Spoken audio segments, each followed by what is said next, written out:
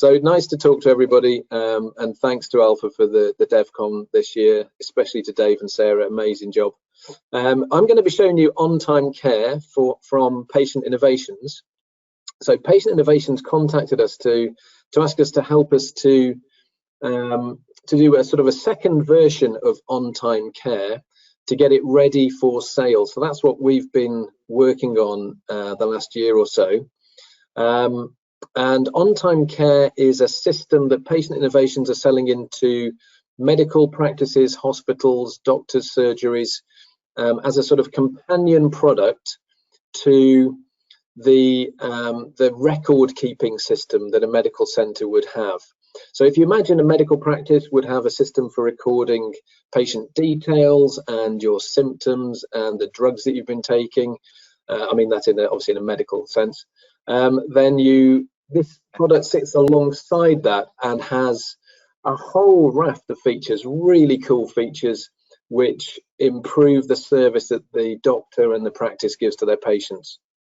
For example, it's got artificial intelligence powered ability to set appointment lengths depending on the needs of the patient and the symptoms and the behaviors of the patient. So for example, if a patient needs oxygen when they turn up and they've got an oxygen bottle with them, then they're going to take a little bit longer perhaps to walk from the waiting area through to the doctor's examination room. So the system knows that and gives them longer time to walk from one room to another. The whole ethos of OnTimeCare is to reduce waiting time. So time that patients spend waiting to see their doctor, time that doctors spend waiting to see their patients.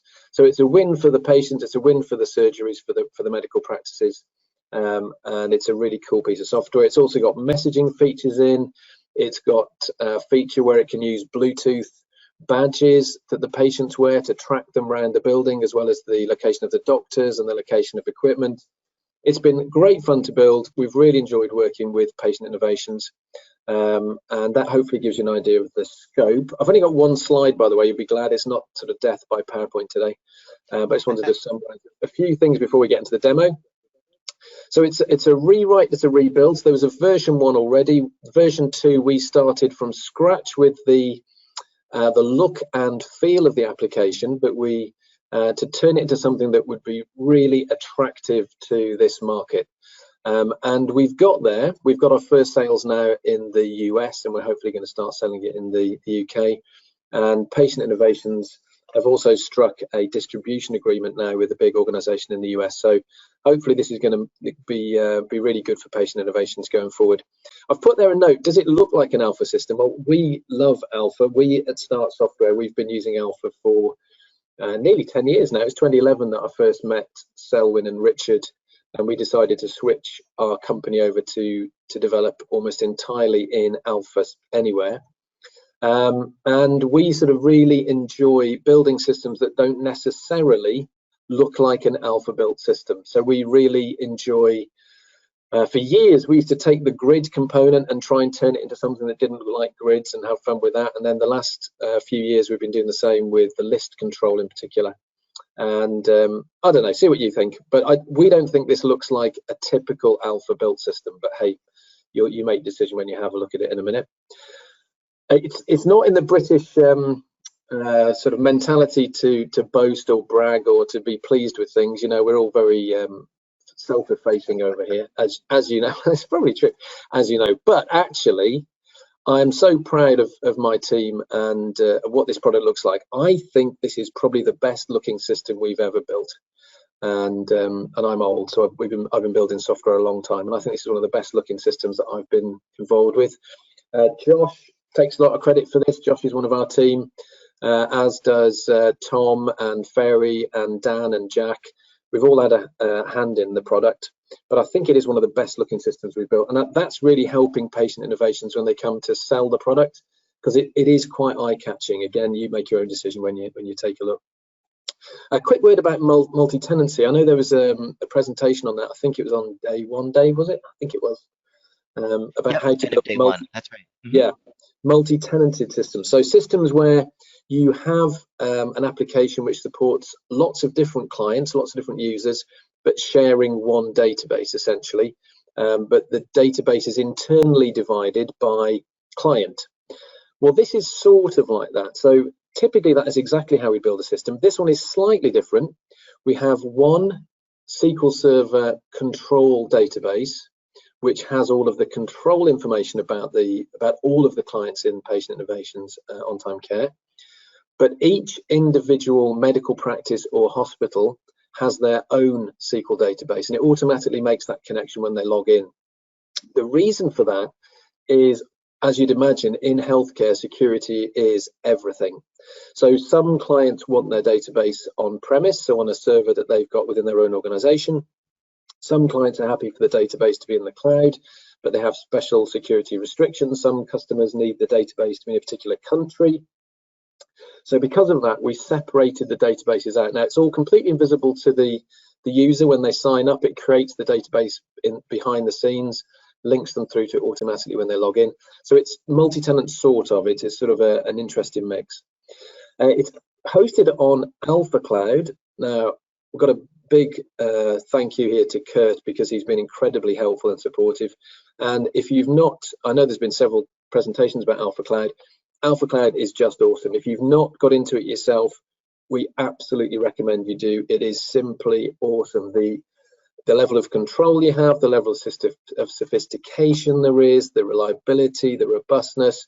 There's lots of options if you're struggling with performance. There are lots of different ways to configure. It's so clever, so cool. Really recommend Alpha Cloud. And most of our systems these days we deploy on Alpha Cloud, and OnTimeCare is no exception. It's fully responsive, as you'd imagine, so we're using all Alpha's tricks to make the application responsive. We've got it working on laptops, tablets, phones, and we just use mostly the Alpha features for doing that, with a little bit of our own wizardry as well. And almost everything I'm going to show you in the next quarter of an hour or so is built with lists and panels. They may not look like lists, but they're basically lists. And we've really gone to town this time with making use of every variation and freeform layers and all sorts of things. But essentially, this is all powered by lists. And as Selwyn said, you know, the list has become the sort of the mainstay of most Alpha applications that I think a lot of developers are building now, us included. Finally, the last big change we did to the system was just the other day, when Tom, one of our developers, added a whole new set of features that are based on WebSockets. Now, WebSockets, if you've not used them, they've been built into Alpha for a little while. Alpha also has the ability to link into a similar technology called Pusher, I think, which essentially enables you to do live update on screens without calling back to the server. So you can have, for example, a dashboard or a chart or some data on the screen that is that's changing all of the time without there needing to be any callback to the server to requery a database, for example. You can essentially push updates to a particular browser screen. So we use this for one of our main screens, which I'll show you in a second, so that as people are moving around a hospital, for example, wearing Bluetooth badges, Bluetooth readers that are in the ceilings and the walls of the hospital are monitoring where people are, and they can then show the locations of patients and of doctors and of equipment live on an administrator or receptionist screen without them having to click anything or touch anything, or without any impact on the server. So that's what OnTimeCare is all about. That's some of the features we use. I think it's probably time we actually had a look at it. So if I just flick across to here, you still seeing that screen okay, Dave? Yeah, I sure am. So what we've got here is OnTimeCare itself. A couple of things to notice, I guess. You can see at the top, can you, the OnTimeCare domain name, and this is running on Alpha Cloud, but you can see there we've linked it through to a domain, and we've got the lock symbol there, so this is running SSL. If you do use Alpha Cloud, when you first start publishing, you'll notice you get a very sort of long URL to use with your software. You don't have to use that. That's just like a temporary one, if you like, which you can then link back to your own domain, including SSL. So I just thought I'd point that out. We've got a video running in the background. Most of our software has videos that run as a bit of just a something to catch the eye. Very easy to do. We buy our videos off Shutterstock. You can buy sort of videos from lots of places or create your own. It's really easy to do this technique. It's no harder, to be honest, than putting a background image on these days, so you can just do it with videos. Let's just jump straight into the menu, and then I'll come back to this part of the screen at the top. So if I jump through here to the room screen, let's have a look what we've got here. So the room screen, well, no surprise, this main part is a list. Doesn't necessarily look like a list, does it? But it is. This is a display of all of the rooms in the hospital or in the medical practice, this case a doctor's surgery. So we've got consulting room 1, we've got the echo room, exam room 1, exam room 2, etc. And it's showing inside each room who's there. So we've got a patient called Connor Gould, we've got a physician, we've got a piece of equipment. The symbols look as showing the different types of rooms. That's just configured. So that's an exam room, that's an echo room, whatever that is, that's a consulting room. So we've got a picture of a desk. The color coding is automatic, and that's because people have been waiting too long. So SB has been in exam room 3 for too long, 331 minutes. My goodness me, that's horrendous. 5 hours, this isn't real data, obviously. 5 hours they've been left on their own in the rooms. This is flagging this as red. This is a problem. Here we've got the waiting room with a couple of people in. So we can display the rooms here. And as I mentioned before, with the WebSocket code, if patient SB Seb Boone walks out of exam room 3 in disgust because they've been waiting there 332 minutes now, and they went back to the waiting room, we'd actually see them move just automatically from room to room. So this is a list where it's sort of powered and modified automatically by WebSocket code.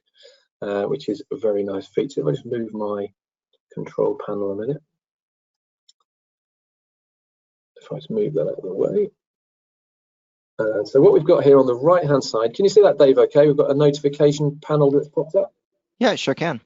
Cool. So this notification panel is showing the administrator or the receptionist all the different events that are happening in the building. So we've got a piece of equipment's just gone into that room, a different piece of equipment's gone into that room. You get the idea. We've got a new patient that's just booked in to see this particular doctor. So this is a nice little feature, again powered by WebSocket. So as things are happening around the building or in the system and other people are doing things in the system, we're getting events here live in the notification pane. So again, if I just run here to this section at the top, here we've got a live display of all of the physicians and how they're doing against their schedule today. So Dr. Howell is running 60 minutes late, Dr. Gill's 45 minutes late, Dr. Caford's 30 minutes late, Dr. Wexford's on time, Dr. Durham's 10 minutes ahead. This in itself is a list. So again, doesn't look like a list, but it is a list. It's just a list that's presented horizontally, not vertically. This one is a snaking list, by the way. So lists are really cool. If you don't think of lists as just vertical lists and just treat them a little bit more flexibly, you can have real fun with lists. These are also active, so I can click on Dr. Durham. He's just run past me through reception. He's got to run home for a problem with the family dog, so he's going to be running 45 minutes late for the rest of the day. So I can set him at 45 minutes late, and now he's dropped into there. Look on the top. But that's a list. This is a list. This is a list. We've got some filtering features here, which are really nice. This is a list on the right hand side. I think you get the idea that everything basically we've built here is a list. As well as on this screen, we can check a patient in. So the patient's just turned up at the front desk. They want to be seen today. I'm on a strange internet connection today because I've just moved house. It's literally the first day we've got the internet working, so things may not be as quick as normal. I can book in Robin Bennett. He's come in. I can say that he's got certain features. Hey, guess what? That's a list. Here we can say that he's hearing impaired and he's accompanied. These sorts of things here, by the way, will affect the length of time the system gives Robin to get from the waiting room through to the doctor's room. So the more special needs he's got, the longer it's going to take, and each special need's got a certain length of time associated with it. Here at the badge section, this is where we'd be associating one of those Bluetooth badges that I mentioned. So we give a badge to the patient when on arrival. The system's then able to see where they are in the building through the use of Bluetooth beacons. It's the same sort of technology that is used when you go into a shop, for example, or a chain restaurant, and you'll then, on the way home, you'll get a message on Facebook saying, hey, do you like KFC, do you like Wendy's, do you like Burger King, whatever. And it's because your phone has been picked up, the Bluetooth on your phone's been picked up by Bluetooth beacons in the shop or the restaurant, communicated back via Facebook to give you targeted marketing. And we're using the same sort of technology. These Bluetooth beacons now are incredibly cheap, incredibly long life on their batteries, very easy to install, and we're using the same sort of tech for tracking people around. Let's have a look at another of the menu options. So this time we'll have a look at Communicator. Another list. So this Communicator, this is all about sending text messages or emails to patients. So if I just click one of the patients here, at Keo Adams, we've got a message history at the bottom, so I can see the messages that we've sent in the past, the system has sent. I can see the visit history at the top. You see the nice sort of graphics here. Just, you know, we're not just presenting it as boring text. We spend a lot of time here on the graphics to make it look cool and easily readable. We can send a message to the patient here with compose message, so we can pick a greeting, we can pick a template, we can then modify the template, we can send them a text message.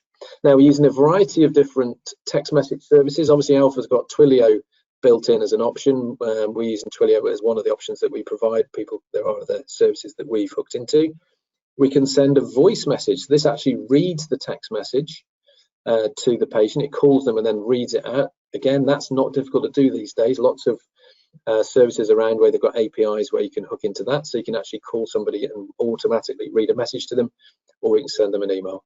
So nice feature there for sending messages, what we call Communicator. Visit Manager is one of the workhorse screens in the software. This is the schedule for the day, and so this is the screen that an administrator or receptionist would typically have on to see who's expected, who's running late, you know, and be able to check people in from here and see what's going on.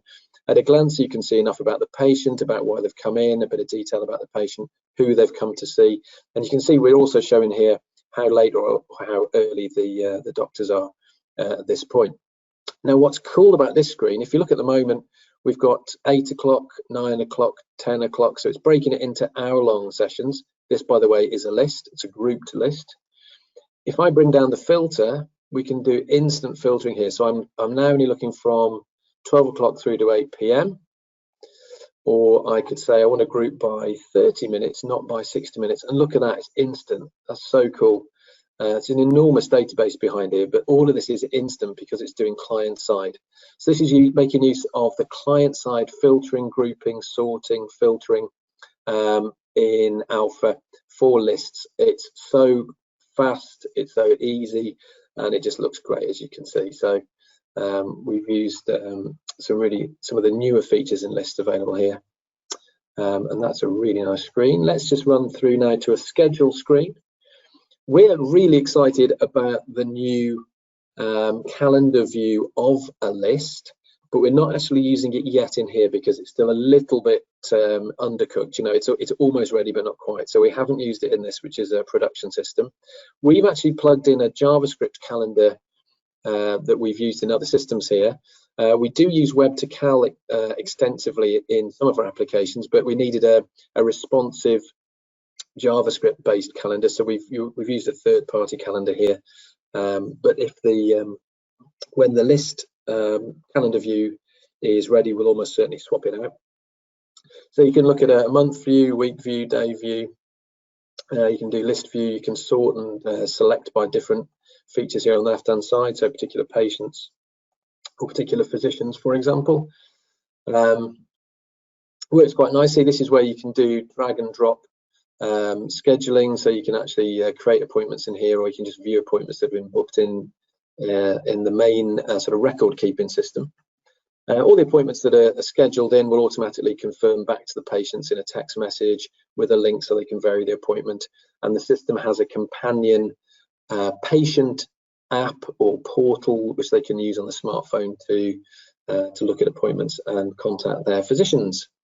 This screen, which is probably the last one I'm going to cover in any detail, is the smart balance screen. Now, this is a really nice feature in the system. So what do you do if you've got some busy physicians in your practice and some far less busy physicians? So you've got physicians who are always booked out, and you've got doctors who are, have always got time in their diary. So this enables a practice to balance the time between two physicians. So if I pick Dr. Wexelman at the top, let me just pick them. So Dr. Wexelman here is the most busy physician for next week. Here we've got next week, 2 weeks time, 3 weeks time, 4 weeks time, 5 weeks time. So let's click on next week and Dr. Wexelman. And Dr. Wexelman has got 102%. He's 102% busy essentially. So 102%, so he's overbooked. The screen at the bottom shows the least busy physician. So Emma Cayford is, she'll still showing red actually because she's right up there, nearly full, but she's at 82%. And here we've got the ability to automatically contact patients to try and encourage them to move between the busy physicians and the less busy physicians.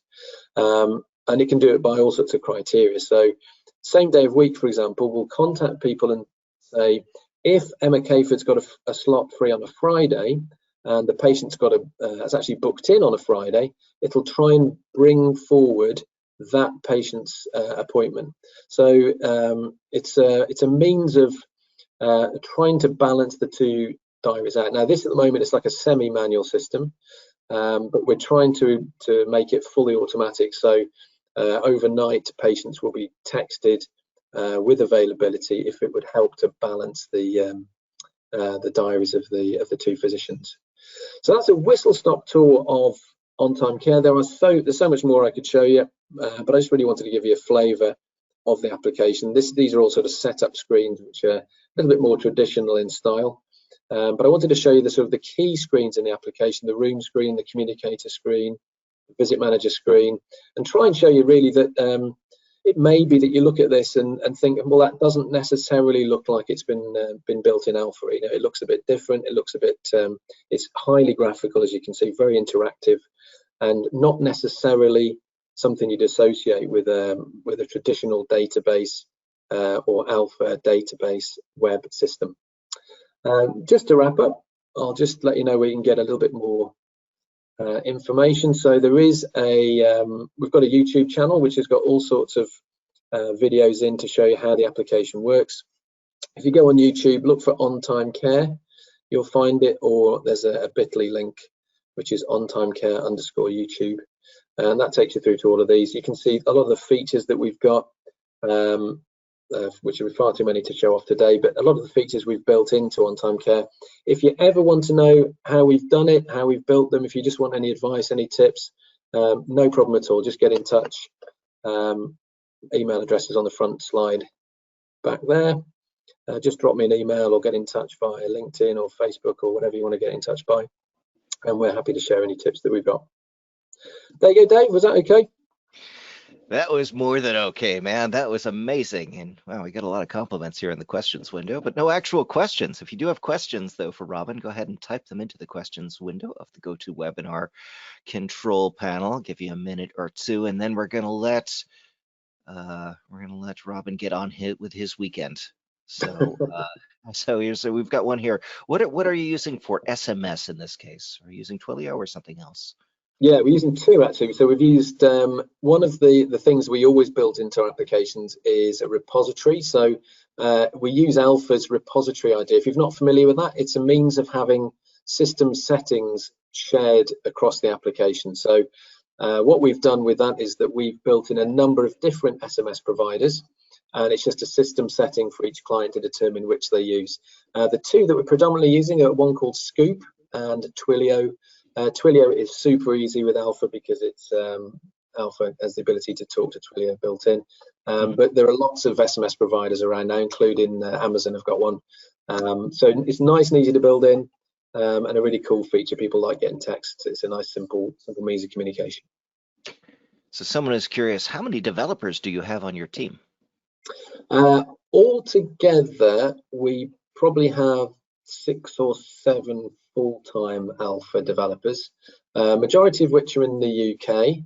I'm the oldest by far, and I'm old and past it, but then we've got Dan, Jack, Tom, all in the UK, and all the guys in their 20s. Then we've got Ferry out in Indonesia, we've got Josh in the US. We've got other UK guys who work part-time for us, and we've got other guys around the world that work part-time for us. But we're almost exclusively an alpha shop, and we really enjoy having a product. It was a bit like Bob said, actually. I thought what Bob said in the panel session, Dave, was pretty much our experience. We've come to this picking up a product that's extremely powerful, very quick to deploy. You don't have to do the heavy lifting. It does so much of the code for you, but you can equally do any coding that you need to when you need to. So we've enjoyed it as a product and for the team. Fantastic. Now, this is a very highly stylized product. You're right, it doesn't look like out-of-the-box alpha at all. So one question that came in is, what percentage of your time was spent designing and styling and doing CSS as opposed to the actual coding of the app? What a great question. The main structure, once it is actually there's very little CSS in there. It is just using the flexibility that lists have got, would you believe? There isn't a lot. Once we come up with initial design, Josh was very able quickly to, it was literally days before we got something that would recognizably be this. What we then did was spend a lot of time polishing to make it look slick and look not like a database application. So this is just a database application, obviously behind the scenes, but we just spent a lot of time trying to make it look different. So it's difficult to say in balance, but yeah, within a week or two, seriously, within a week or two, we had something that had this structure. Then there's been a lot of hard work with the Bluetooth code, with the sort of the hardware code in the database. That's taken us a long time. But then the polishing is just the fun bit, really, isn't it, to make it look super slick. Excellent. All right, 2 more questions, and then we'll let you go. The first one is, would you mind sharing the name of that third-party component that you used for? 3 people have asked about it during today's session. I lost you then, Dave. Was it the calendar you're interested in? Yeah, what's the name of the calendar component or the third-party calendar component? Do you remember it? Yeah, I think it's fullcalendar.io, I think, but one of my guys will tell me in a minute that I've got that wrong. But okay. Yeah, I think I'll let you know, and we can stick it on the slides after when you share them out with everybody. In fact, someone did just let you know. Full calendar, it's called. It was, yeah, like full calendar. Full calendar. It's wonderful. And then the last question is just in general, how do you set up interaction with Bluetooth devices? That sounds very sci-fi, So that's been a lot of fun. So we've Bluetooth equipment now and these beacons in particular, if you Google have a platform for this. So if you just Google it, you'll find lots and lots of material online, and it's all come from the urge of the desire for advertisers and chains of shops and restaurants to basically bother you via Facebook. This is the deal. So if as you walk into places, your phone's being noticed, the Bluetooth's being noticed, and you end up with notifications. So there's a lot of innovation, and the price has come plummeting down for the actual equipment.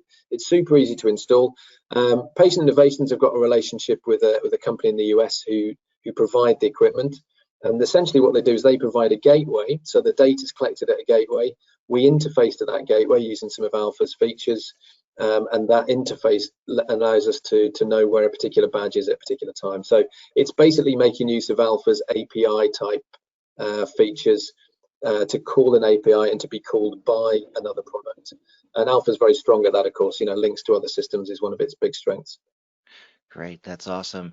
Robin, thank you so much. We've come to the end of our time here. Go ahead and have a terrific weekend. We really appreciate it. Thanks very much, guys. Thank you. All right, cheers. See ya.